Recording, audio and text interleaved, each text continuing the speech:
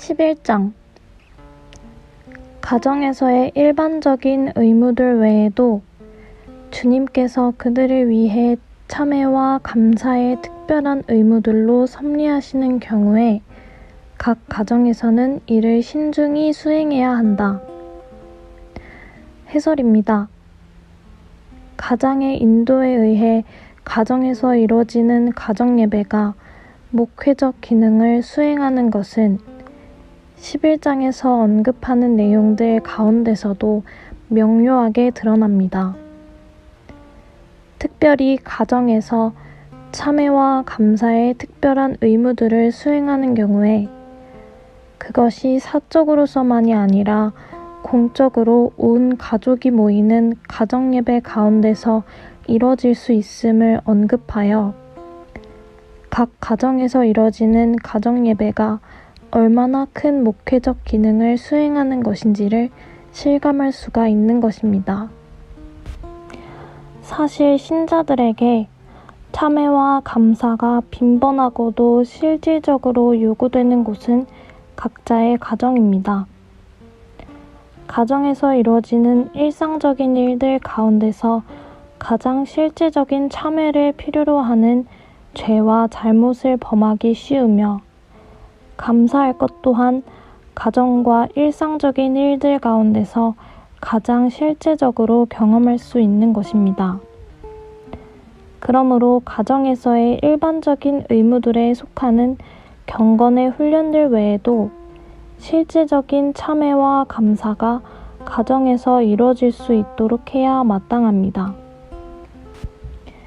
교회를 통해 공적인 치리가 이루어진다고 하더라도 가정에서 혹은 개인적으로 참회하도록 하는 특별한 기능을 수행할 수 없다면 실질적인 치리의 목적을 달성하기가 어려울 것입니다. 그러므로 교회를 통한 공적인 목회로서의 치리 기능과 함께 가정을 통한 사적인 목회로서의 기능이 연계될 때 비로소 실질적이고도 유기적인 목회가 가능할 것이라는 점에서 교회의 합법적인 목회자는 각 가정의 가장들이 그러한 목회적 기능을 가정을 통해 잘 수행할 수 있도록 하는 일에 부단한 관심과 노력을 기울여야 마땅한 것입니다. 한편 가정예배 모범은 각 가정에서는 이를 신중히 수행해야 한다고 언급하고 있는데 가정이라고 하더라도 참회나 감사의 특별한 의무를 수행할 때에는 공적인 목회의 모범을 따라 신중하고도 체계적으로 행해야 할 것을 말한 것입니다. 그러므로 이와 관련해서는 웨스트민스터 예배 모범에서 언급하고 있는 것, 특별히 공적이고 엄숙한 금식과 공적인 감사의 날들에 관한 언급들을 바탕으로 이해할 수가 있습니다. 먼저 공적인 금식에 관하여 언급하고 있는 웨스트민스터 예배 모범의 언급을 살펴보면 금식에 대해 규정하기를 크고 주목할 만한 어떤 결정이 사람에게 고통을 주거나 명백하게 절박한 상황일 때 혹은 어떤 비상식적인 악행이 저질러진 경우 또는 특별한 은총이 요구되고 필요할 때 하루 동안 계속되는 엄숙한 공적 금식은 국가와 국민들이 하나님 앞에서 행해야 할 의무라고 했습니다.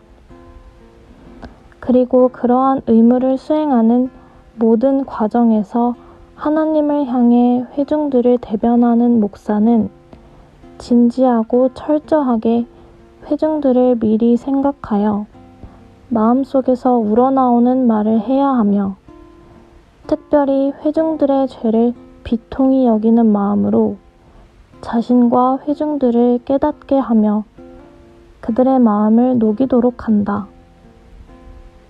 그날은 참으로 깊은 통회와 번민의 날이 될 것이다 라고 언급하고 있습니다. 아울러 웨스트민스터 예배 모범은 이르기를 교회가 명령하는 엄숙하고 보편적인 금식 외에도 하나님의 섭리가 당국자들에게 특별한 이유를 주실 때 회중들은 금식일을 지킬 수 있다. 또한 가족끼리도 그렇게 할 수 있다고 하면서 다만 그들이 속한 공동체가 금식이나 그 밖의 예배의 공적인 행사를 위해 모이는 날은 피하도록 한다고 언급하고 있습니다. 그러므로 이러한 웨스트민스터 예배 모범의 금식에 관한 언급을 바탕으로 각 가정에서의 참회의 의무를 실제로 수행할 수 있는 것입니다.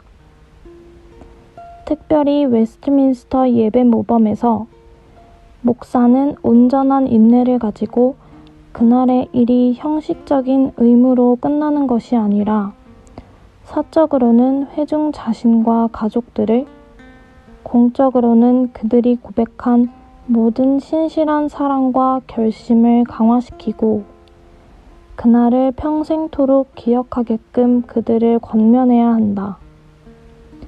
그렇게 함으로써 그들은 영원히 안정된 마음을 갖게 되며 하나님께서 그리스도 안에서 그들의 임무 수행을 통해 달콤한 향기를 맡으셨다는 것을 더욱 민감하게 발견하도록 한다고 한 것과 하나님의 은혜로운 응답으로 죄가 용서되고 심판이 제거되며 하나님이 우리 기도를 들으시어 그 백성을 재앙에서 막아주시고 피하게 하실 뿐 아니라 예수 그리스도를 통하여 그들의 상황과 기도에 합당한 복을 주심으로써 그들에게 평안을 주셨다는 것을 더욱 두드러지게 알 수 있을 정도로 회중은 개인적으로 그들 자신과 자기 가족에게 그 모든 경건한 사랑과 결심을 강화하는데 그날 하루에 남은 시간을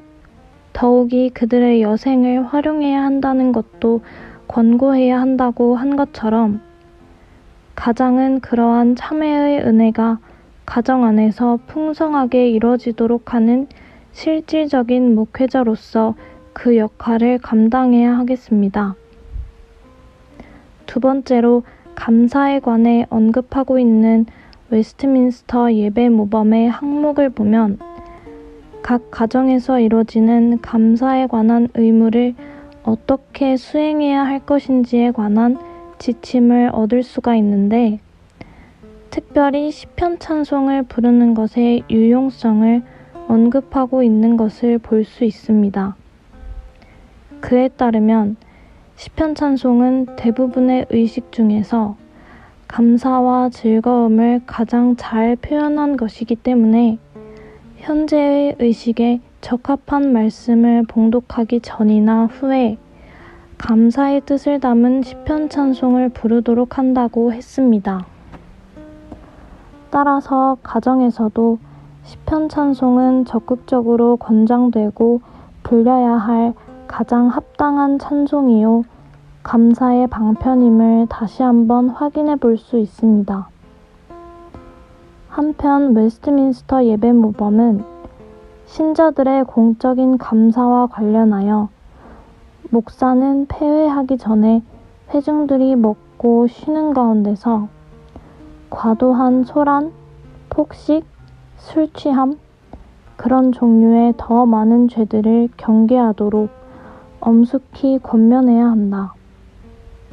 또한 그들의 즐거움과 환희가 쾌락적인 것이 아니라 하나님을 영화롭게 함과 동시에 그들 스스로를 겸손하고 순전케 하는 영적인 것이 되도록 주지시킬 것을 말하고 있는데 다만 음식을 먹으며 즐거워하는 것은 그들에게 더 많은 기쁨을 줄 것이며 그들이 행사를 마치고 오후에 남은 일상생활로 돌아왔을 때 하나님께 대한 그들의 찬양은 더욱 커질 것이라고 말합니다. 그러므로 가정에서도 그처럼 음식을 먹으며 즐거워하는 것을 통해서 기뻐하며 하나님을 찬양하는 마음을 더욱 배가시킬 수 있을 것입니다. 끝으로 웨스트민스터 예배모범은 감사 예물에 대해 언급하고 있는데, 공적인 집회에서 모아진 감사 예물은 가난한 자들을 위해 공적인 애도의 날과 같이 유익하게 사용되어야 한다고 했으며, 그럼으로써 그 자녀들은 우리를 축복할 것이고 우리와 함께 더 큰 기쁨을 누릴 것이라고 말하고 있어 가정 예배에서도 드려질 수 있는 감사의 예물이 어떻게 사용되어야 할 것인지 가늠해 볼 근거를 제시하고 있습니다.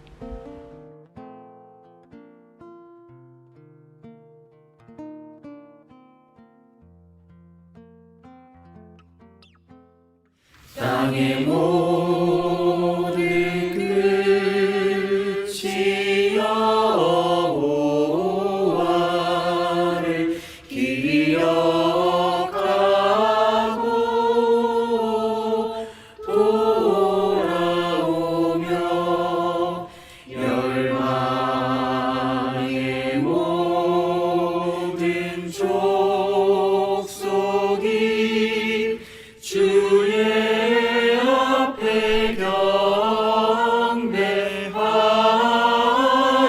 경배하리니 나라는 여호와의 것이요